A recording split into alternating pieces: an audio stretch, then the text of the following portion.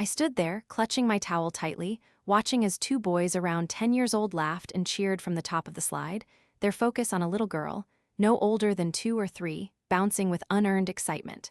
The sight pierced through me like a hot poker. I had never felt so angry and helpless in my life.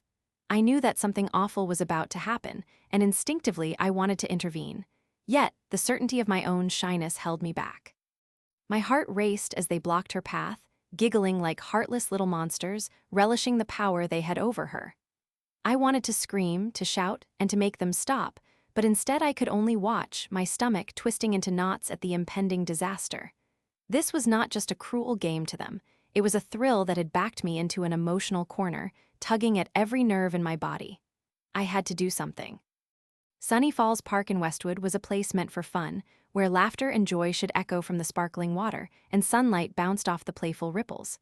I loved this place, and at 14 years old I always found solace in swimming during the hot summer days.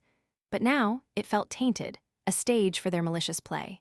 Each laugh, each taunt, pierced through the echoes of happiness. They made me feel so small, like a ghost haunting the fringe of a world I could not control.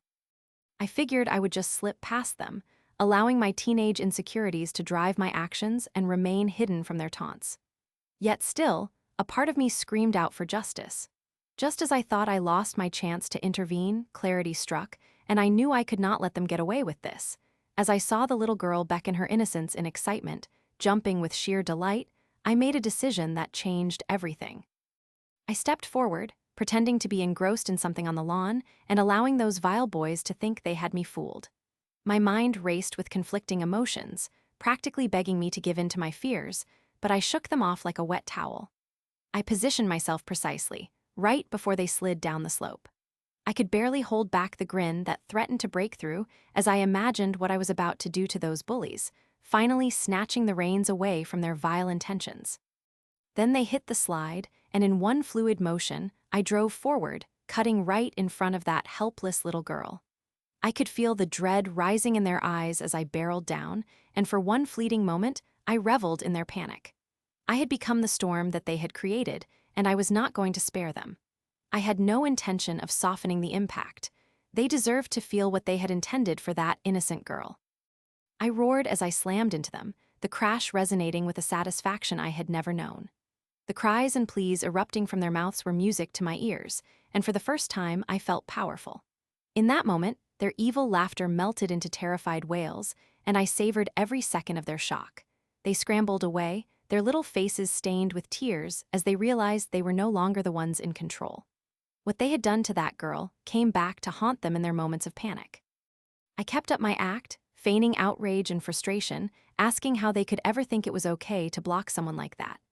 I felt a rise of glee watching them try to backpedal, desperately apologizing, and assuring me that they would never do something so cruel again. Trolls turned to lambs in an instant, and it felt cathartic. I almost felt bad for them as I watched their tears streaming down their flushed cheeks, but then I remembered what had brought on that brilliance. They had made a pact of cruelty. They believed they were invincible, and I was here to shatter that illusion.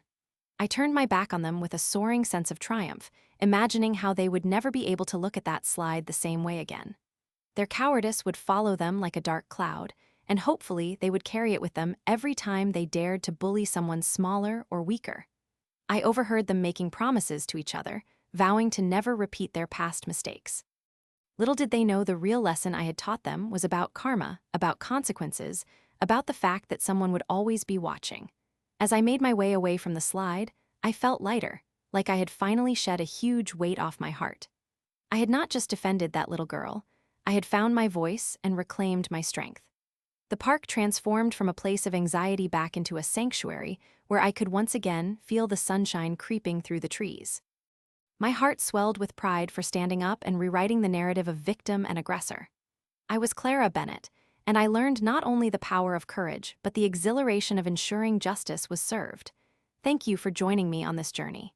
If you enjoyed this story of giving bullies a taste of their own medicine, please support, like, share, and subscribe to the Karma Tales YouTube channel for more tales of retribution and justice.